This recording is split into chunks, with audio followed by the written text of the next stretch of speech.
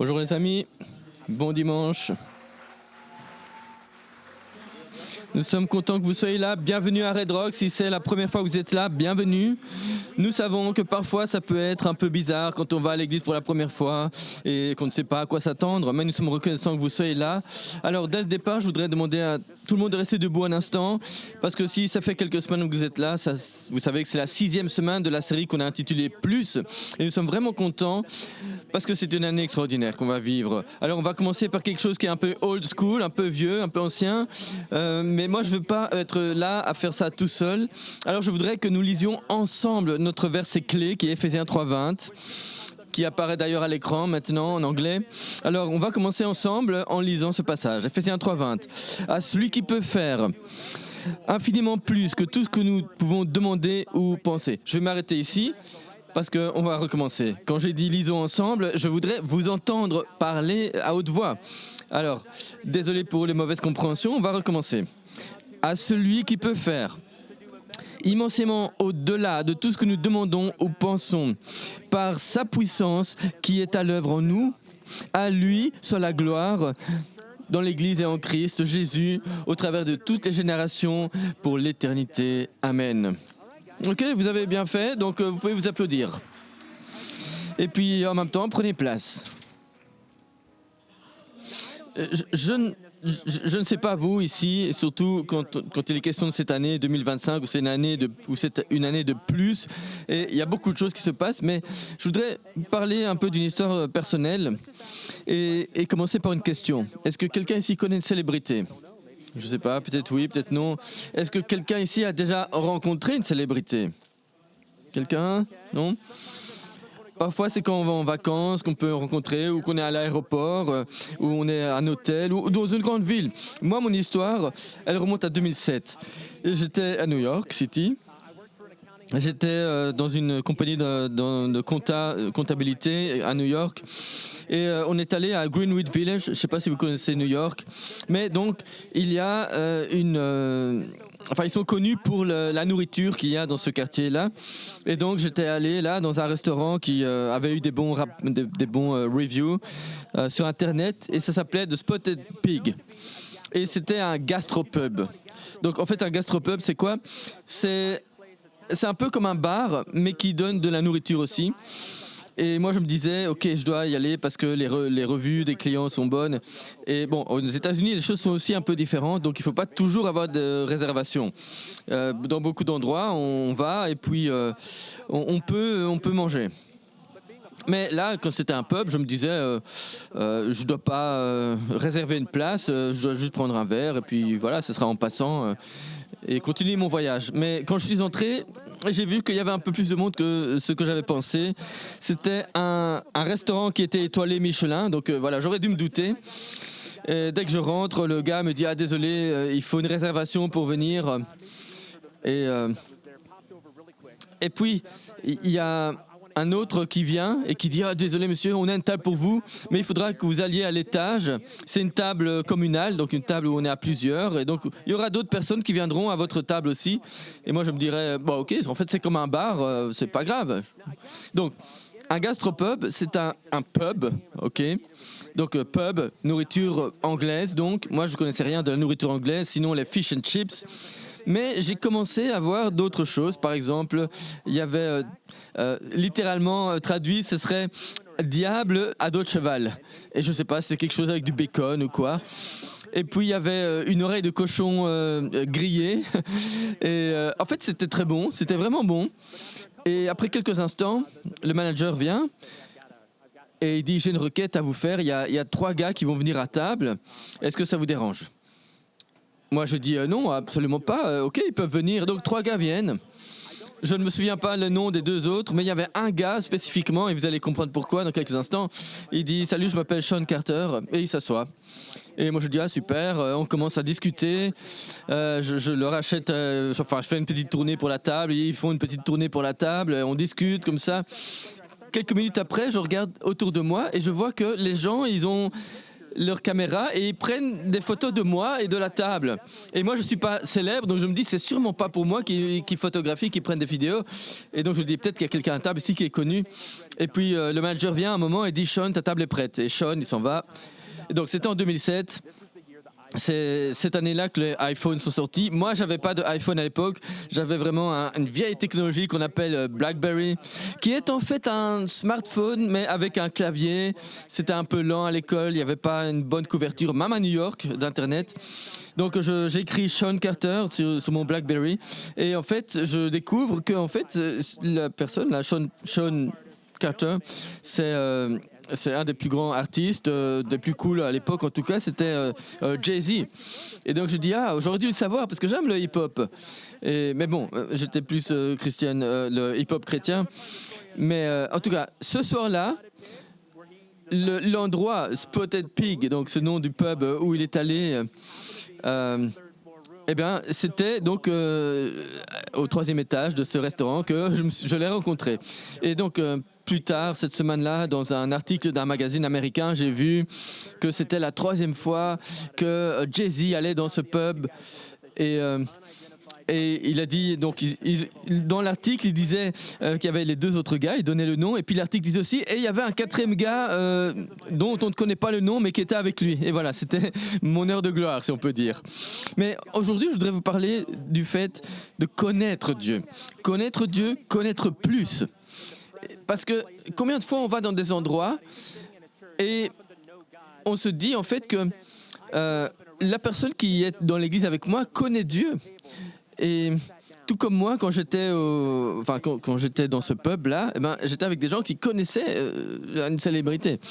Et donc, souvent, on va dans une église, puis on part, après le culte, on passe la semaine, et puis nous expérimentons Jésus, nous expérimentons des choses avec Dieu, mais on ne connaît pas Dieu. Et donc, c'est pour ça que je voudrais que nous prenions Ephésiens 3:20, mais surtout Ephésiens 3:25, parce que il est question de la bonté de Dieu pour ceux qui le connaissent. Et ce n'est pas une formule magique, c'est simplement qu'on met notre foi, notre confiance en lui. Et nous allons voir un peu comment connaître Dieu. Alors, la base, je peux vous les donner.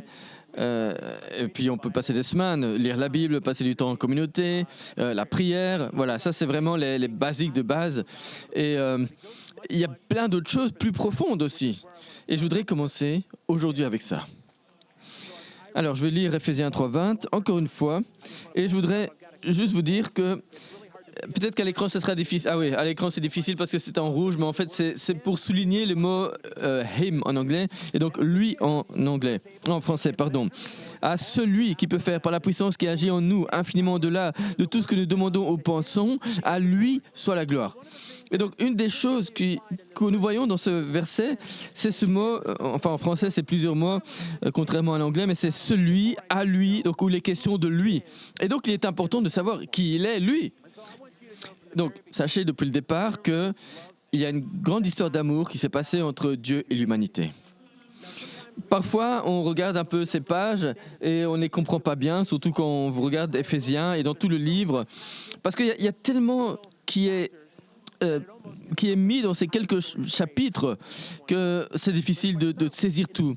Mais si on commence depuis le début, la Genèse, et on va lire le verset 26, « Puis Dieu dit, faisons l'homme à notre image, selon notre ressemblance, afin qu'il règne sur les poissons de la mer, sur les oiseaux, sur le bétail de la terre, sur tous les reptiles qui rampent sur la terre.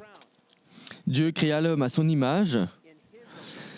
Il le créa à l'image de Dieu, il créa l'homme et la femme. » Ce que j'aime dans ce verset, c'est qu'il y a quelque chose de unique et que très souvent on manque. C'est qu'il est écrit, il nous a fait à son image, pardon. Désolé, il y avait ma bouteille qui a fait un peu de bruit. Mais donc ici, ce que je voulais dire, c'est que dans ce verset, quand il est question de notre image, notre c'est quoi ? Eh bien, différentes pensées ici. Donc, il a déjà les anges, il a déjà des créatures célestes, donc peut-être qu'il est en train de leur parler. Ça, c'est une interprétation. Voilà, faisons-le à notre image.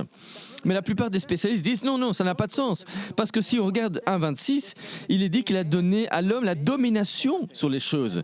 Et plus tard, on apprend qu'il donne à l'homme la capacité de créer. Or, les anges n'ont pas la capacité de créer. La Bible dit d'ailleurs que plus tard, la Bible dit plus tard que nous sommes meilleurs que les anges et que nous allons régner sur les anges. Ce qui veut dire que nous ne sommes pas faits à l'image des anges. Nous sommes faits à l'image d'un Dieu qui a une personnalité multiple, la Trinité.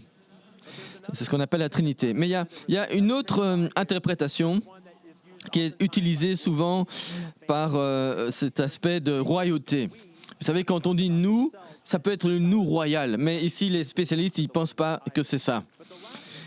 Et il y a une autre interprétation encore où il est question de nous, donc nous, quand il dit Dieu, nous, Dieu.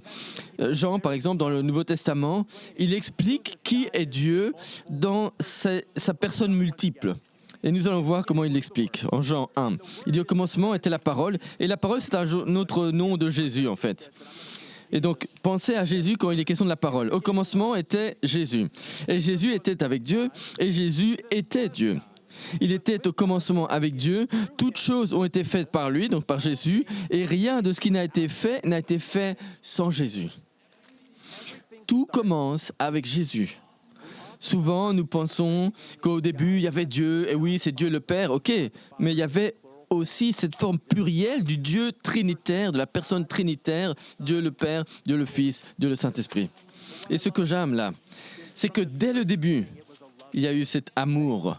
Il est sorti du ciel, il savait qu'il allait sortir du ciel et que, éventuellement, nous tous, nous allions manquer la gloire de Dieu, nous allons être déchus de la gloire de Dieu. Mais pourtant, il n'a pas dit « Oh non, à cause de ça, je ne vais pas les créer ». Non, malgré cela, il crée quand même l'humanité parce qu'il veut une relation, il veut connecter, il veut montrer combien il aime. Et il a quelque chose encore plus cool, et je suis impatient de vous l'annoncer, ça sera à la fin du message. Mais il a un autre but.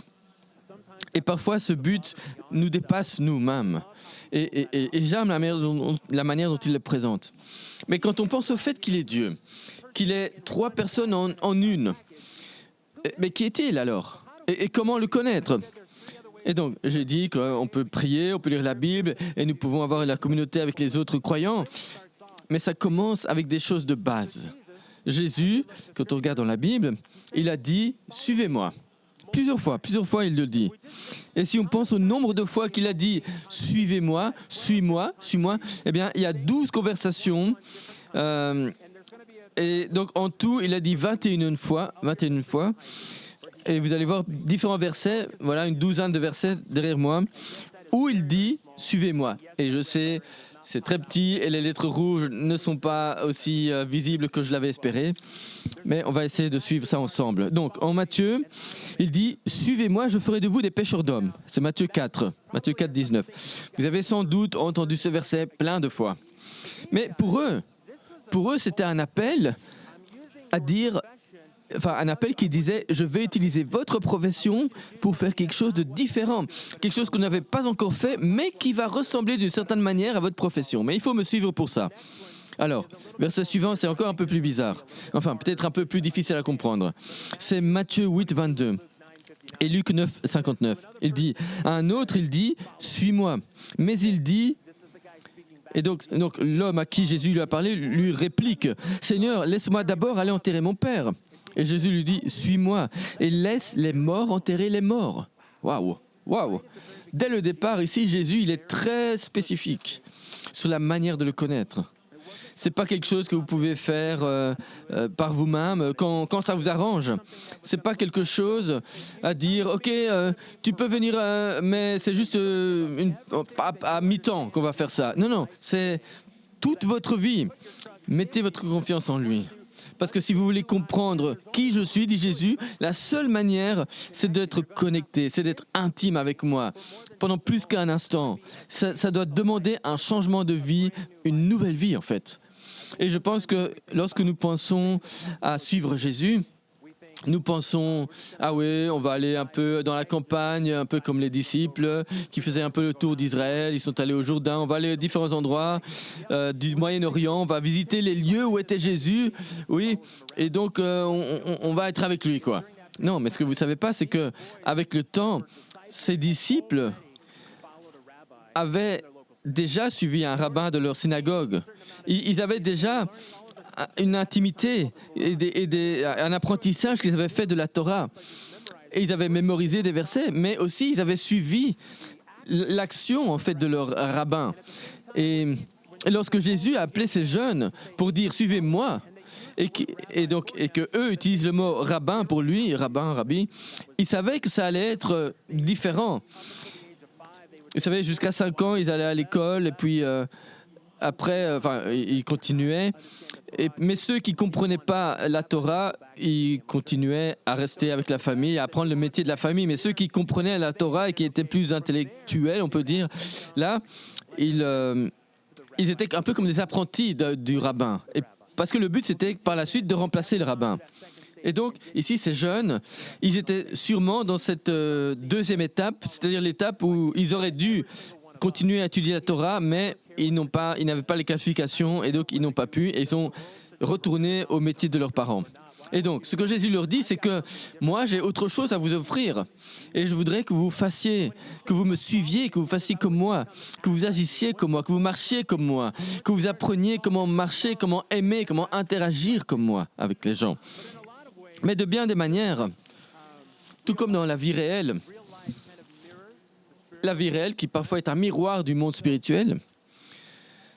Si je pense à Paul nous dit très souvent qu'on doit grandir. Et ça paraît fou, et je déteste utiliser ce mot « il faut grandir », mais quand on commence et qu'on dit oui à Jésus, on est des bébés. Et Paul fait référence à nous d'abord, à nous, donc les nouveaux croyants, comme des bébés. Et il y a plein de versets dont il est question là.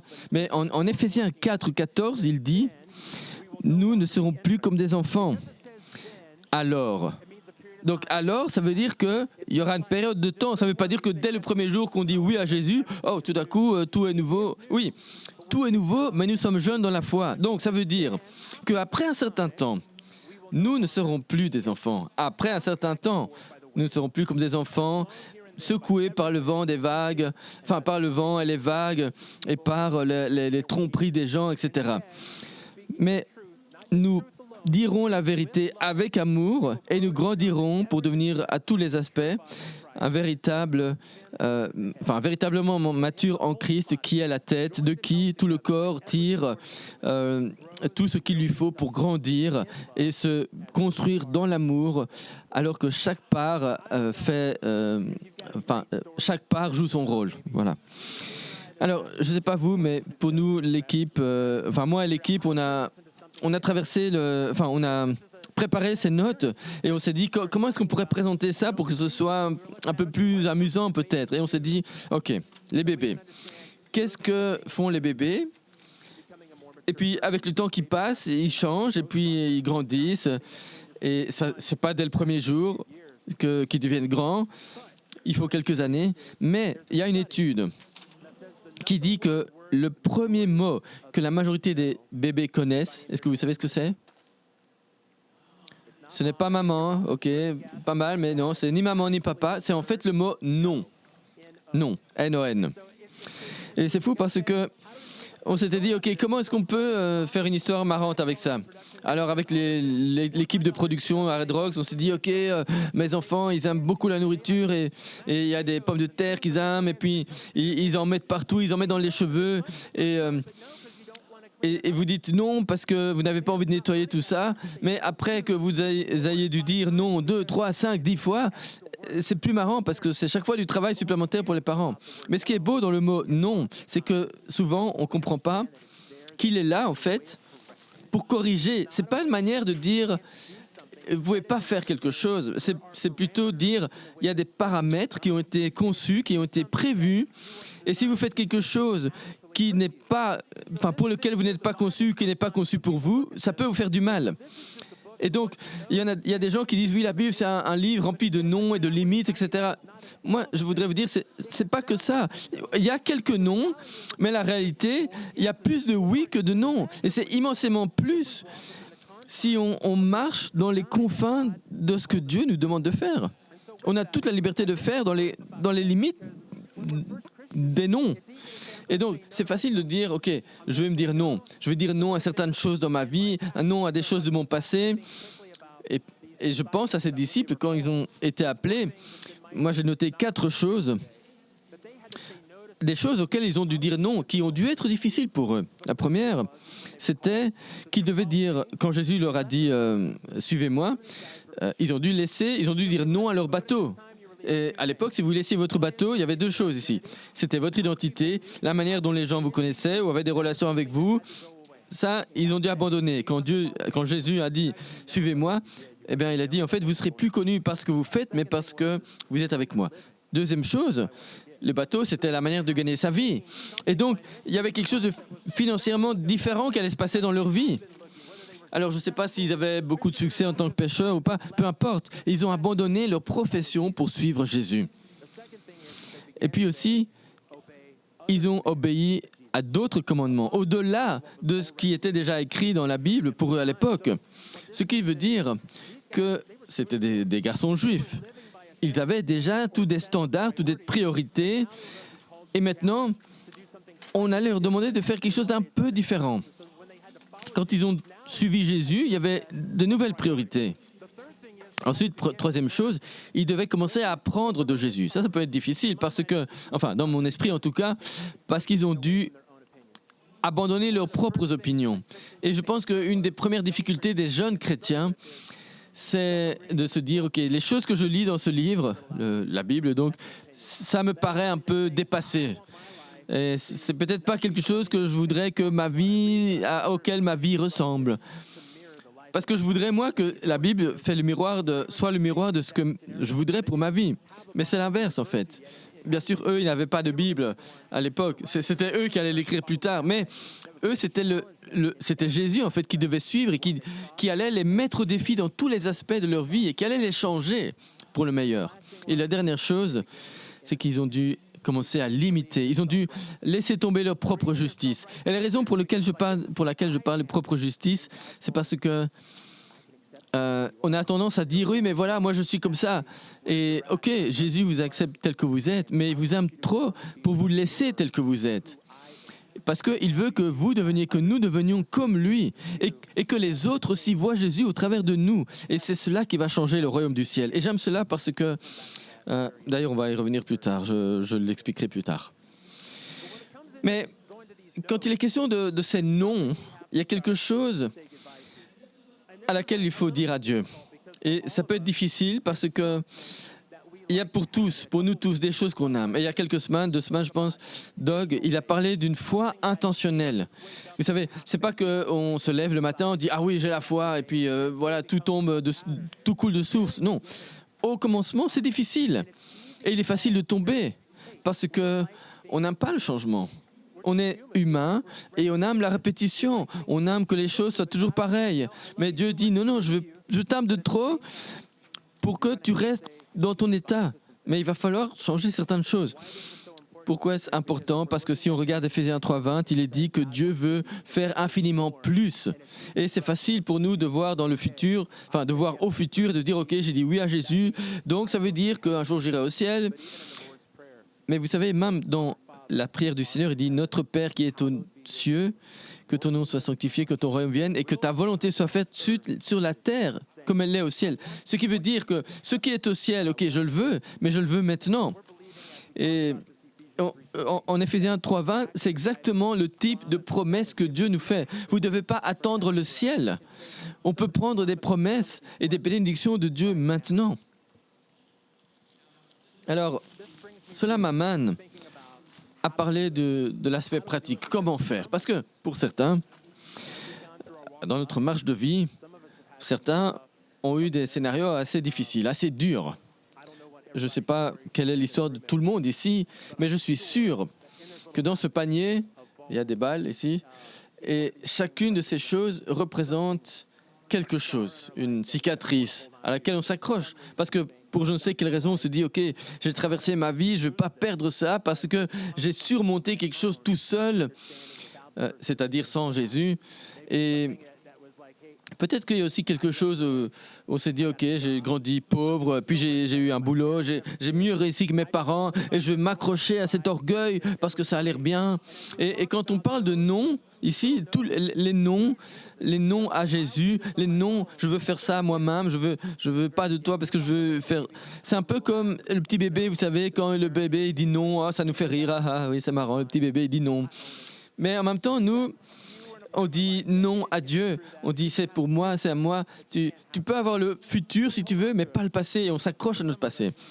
Et puis, d'autres encore, peut-être en tant qu'enfant, peut-être en tant qu'adolescent, on a été abusé mentalement, ou physiquement, ou sexuellement. Et il y a eu une offense dans notre vie, quelque chose qui nous est arrivé, et on ne veut pas lâcher ça. Parce que cela demanderait qu'on retourne à ces choses-là et qu'on comprenne ce qui s'est passé et qu'on en fasse quelque chose. Par exemple, le donner à Dieu, mais on ne veut pas. Parce que nous, on veut garder nos cicatrices de guerre. On dit, oui, j'ai surmonté ça et donc je m'accroche. D'autres encore, il y a eu des dettes, par exemple. Oui, tout semblait bien, j'ai commencé une affaire et tout, puis après ça n'a pas fonctionné. Il y a eu la faillite, j'ai perdu plein de choses, j'ai tout perdu. Et je ne veux pas demander de l'aide, je ne comprends pas comment l'Église pourrait m'aider. Et donc ce qui se passe, c'est qu'avec le temps, on commence à accumuler. Ah, je ne me suis pas entraîné à faire ça, très bien. Bon, ok, le micro, je n'ai pas réussi à l'accrocher. Mais donc, ce que je veux dire, c'est qu'on commence à accumuler. On accumule toutes ces choses dans notre vie pour lesquelles on dit non à Dieu. Non, Seigneur, tu ne peux pas les avoir, je veux les garder. Non, pas ça, je veux le garder. Et nos mains, vous savez, sont limitées. Mais Dieu veut faire infiniment plus. Or, nous avons une limite naturelle dans notre marge, dans notre foi. Le problème, c'est que plus on essaie d'accrocher des choses et de retenir des choses, plus il y a des morceaux de nous qui commencent à tomber et notre vie tombe dans tous les sens. Et pendant ce temps, Dieu, lui, il continue. Lui, il dit, j'ai toujours plus pour toi, tu sais, j'ai plus. Mais on peut pas les accrocher, on ne peut pas les attraper parce que nos mains sont pleines. Mais Dieu a tellement plus pour nous et en même temps, nous on dit, ok, je veux bien l'avoir, mais je ne veux pas te faire confiance dans les autres domaines de la vie, donc je vais les garder. Mais je dois les abandonner pourtant. Et pourtant, nous on dit, non, c'est pas pour toi, Seigneur, je veux les garder. Mais Dieu dit, non, donne-les-moi.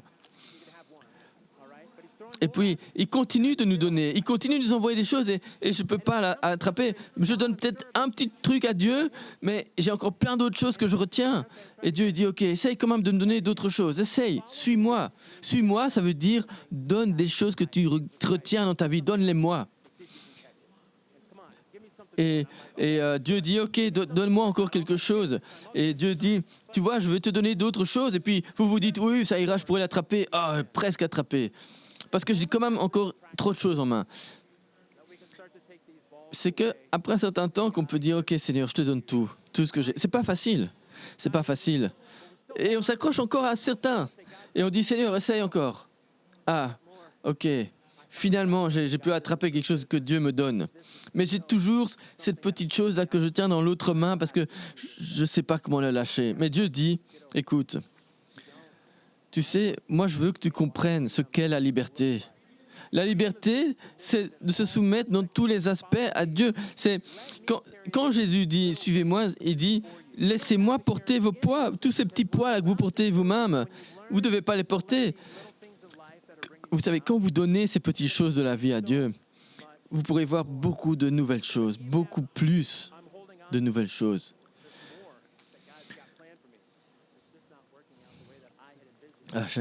Désolé, la petite illustration n'a pas fonctionné comme je l'avais imaginé dans ma tête, mais en tout cas, Dieu, il a plus pour nous. Il a plus pour nous. Et alors, quand on reçoit quelque chose de Dieu, on dit « Ah, super, j'ai cette promotion, j'ai cette maison que je voulais tellement, j'ai cette famille pour laquelle j'avais prié depuis des années, et finalement, oh, merci Seigneur. » Et Dieu dit « Oui, mais j'ai encore d'autres choses, tu sais, pour toi, j'ai d'autres choses pour toi. » Et donc il envoie autre chose et je dis ouais, mais ça ici, ce que j'ai, c'est tellement bon, oh, c'est beau. Non, je veux pas abandonner ça. Mais il dit, mais Ryan, écoute, je t'utilise comme un gérant. C'est comme ça que ça fonctionne. Je veux que tu saches qui je suis, mais pour toi, j'ai plein d'autres choses, infiniment plus. Alors, ne t'inquiète pas de ça, ne t'inquiète pas. Il y a plus qui va venir derrière. Pas parce qu'il y a une formule qui dit, voilà, l'évangile de la prospérité, voilà, il va donner plus, toujours plus. Non, c'est pas de cela que je parle. Dieu donne des choses dont on a besoin, des choses qu'on ne connaissait pas, qu'on ne savait pas qu'on avait besoin d'ailleurs. Et ok Seigneur, je donne cette chose pour pouvoir recevoir l'autre chose que tu veux me donner. Ok Seigneur, voilà. Tu me donnes, après je donne, je fais passer et Dieu donne encore. Et c'est une répétition comme ça. Plus j'ouvre mes mains, plus je garde mes mains libres, plus je reçois dans mes mains pour pouvoir transmettre. Et ça ne veut pas dire financièrement tout le temps. Ça veut dire que plus je donne de mon temps, plus je sers, plus d'une certaine manière, le royaume de Dieu va mieux.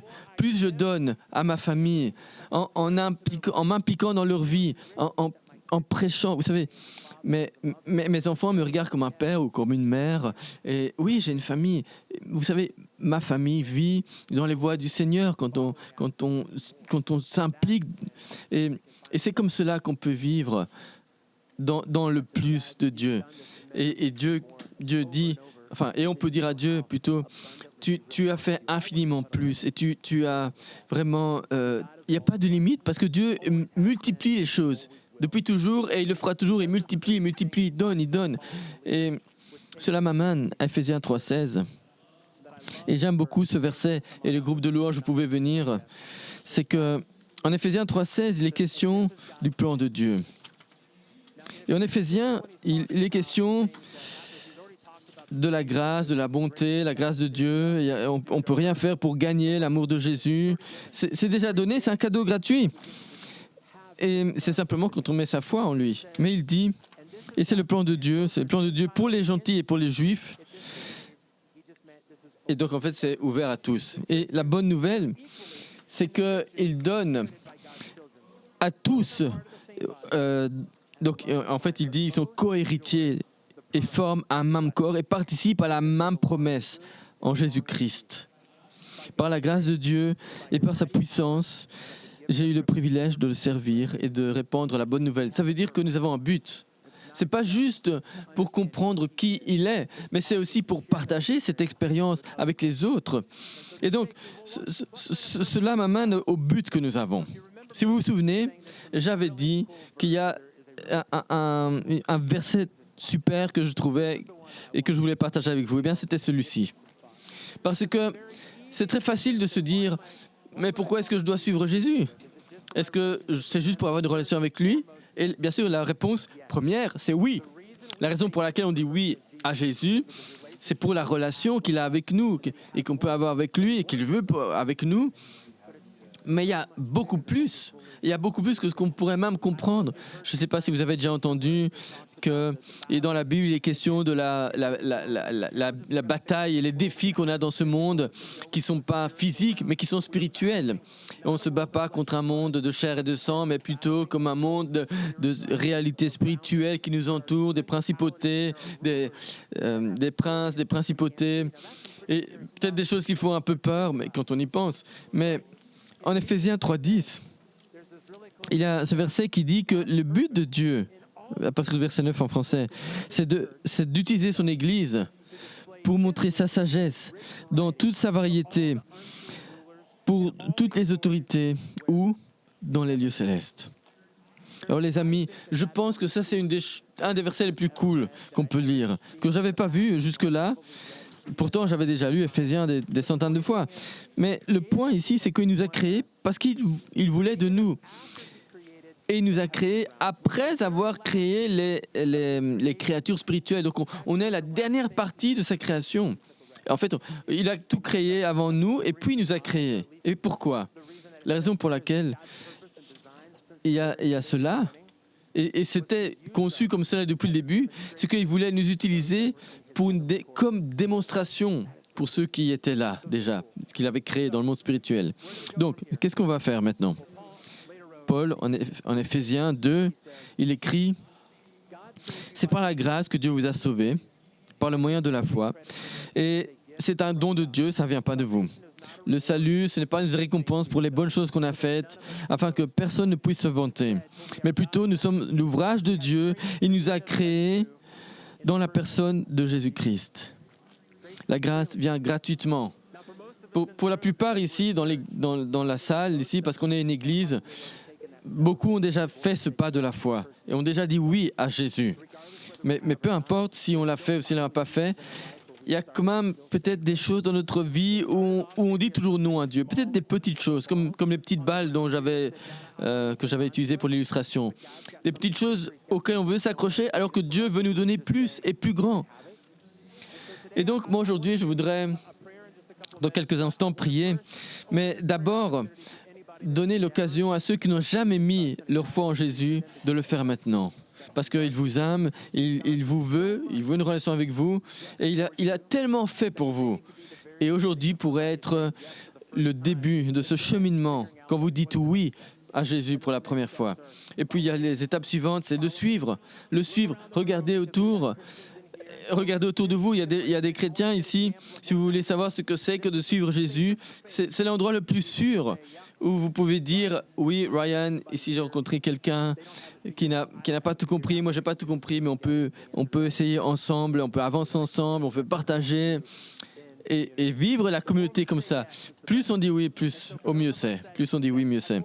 Et pour ceux qui ont déjà dit oui pour la première fois, je vous invite peut-être à redédier certaines choses de votre vie.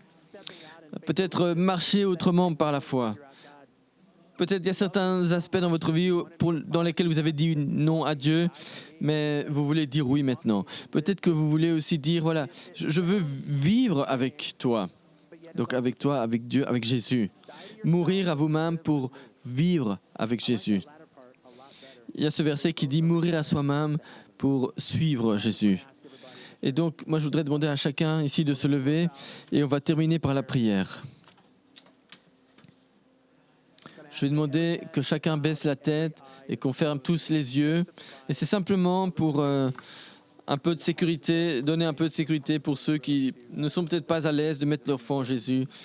Et donc, s'il y a quelqu'un ici qui veut faire cette première étape, à 3, je vous demanderai de lever la main. Il n'y a personne qui regarde, on a tous la tête baissée. D'abord, parce que c'est la plus grande décision de votre vie que vous pourrez prendre. Deuxièmement, parce que vous avez un Dieu qui, de manière infatigable, a travaillé depuis le début pour nous perfectionner, pour nous rendre unis et parfaits dans sa communauté. Et troisièmement, parce qu'il nous appelle à un certain niveau, un niveau où il dit « Je veux mieux pour toi, je veux infiniment plus pour toi. J'ai tout ça pour toi, mais d'abord tu dois mettre ta foi en moi. » Alors s'il y a quelqu'un dans cette pièce qui pour la première fois de sa vie veut mettre sa foi en Jésus, eh bien que cette personne lève la main maintenant. Nous vous aimons, nous vous remercions. Et nous ne voulons pas prier pour tout seul ici. Donc je vais demander à tout le monde de prier cette prière avec moi. Je vais dire les paroles, répéter après moi, mais le but c'est vraiment pour la personne ou les personnes qui veulent dire oui à Jésus pour la première fois. Mais c'est aussi un bon rappel, quand on fait cela en tant qu'Église, que nous sommes avec d'autres personnes. Et qu'à partir d'aujourd'hui, vous n'avez pas à vivre seul. Vous pouvez vivre avec une communauté, être entouré de croyants qui sont là pour vous. Cher Jésus, aujourd'hui, je mets ma foi en toi. Aujourd'hui, je dis non à moi-même parce que je sais que tu es mort à la croix. Tu as été enterré 3 jours et tu es ressuscité ensuite. Et c'est en raison de cette démonstration d'amour pour moi que je te dis oui aujourd'hui. C'est aussi simple que ça. C'est aussi simple que ça, les amis. Et Père, je voudrais terminer par la prière maintenant et te dire merci parce que tu es un Dieu merveilleux. Nous venons ici seulement le week-end. Nous venons ici parce qu'il y a quelque chose de différent que ce que le monde pourrait nous offrir ailleurs. Alors nous venons ici pour célébrer te célébrer, mais célébrer aussi ce que tu fais en nous. Tu nous donnes l'occasion de partager notre témoignage. Et tu l'as dit, il y a 2 choses qu'on peut utiliser pour vaincre l'ennemi. Une des choses, c'est la puissance du sang de l'agneau, donc la grâce de Jésus. La deuxième chose, c'est la puissance de notre témoignage. Ne pas avoir honte de ce que nous avons vécu, de ce que nous avons connu dans le passé, mais plutôt pouvoir dire, oui Seigneur, j'ai échoué, j'ai péché, j'ai fait des choses folles, mais maintenant, parce qu'il y a ta grâce, tu m'as permis de traverser tout ça et tu m'as relevé et tu me permets d'aider les autres à être relevés aussi. Alors merci Seigneur. Et Seigneur, il y a certaines personnes ici qui t'ont dit non pendant un certain temps. Et je prie que tu touches leur cœur. Je prie que ce soit dans le service ou dans le don, avec les dîmes et les offrandes, ou que ce soit encore d'appeler à une personne de ma famille qui m'a blessé il y a des années et de lui pardonner. Et peut-être que je ne dois même pas l'appeler. Peut-être que je dois dans mon cœur lui pardonner et dire, ce n'est pas à moi de porter ce fardeau. Je te le transmets, je te le passe ce fardeau. Parce que cette année-ci, je veux plus. Je veux avancer par la foi, plus que ce que j'ai fait par le passé. Et je veux plus pour ma vie parce que tu veux plus pour moi. Et si toi tu veux plus pour moi, eh bien je vais te faire confiance et croire que ton plus est plus grand que mon plus. Alors Père, nous t'aimons, nous te remercions et nous prions pour que tu encourages chacun ici et que dans ces derniers moments d'adoration, tu puisses entendre nos voix. Tu dis que tu habites au milieu des louanges de ton peuple. Alors je prie maintenant pour que, alors que nous allons chanter ce chant, tu nous entendes. Et c'est pas une performance qu'on veut faire, c'est pas chanter juste pour chanter. C'est chanter avec intention. Intention de louer ton nom et intention de te dire merci pour qui tu es, ce que tu as déjà fait. Père, nous t'aimons et c'est dans ton nom saint et précieux que ton Église prie. Amen.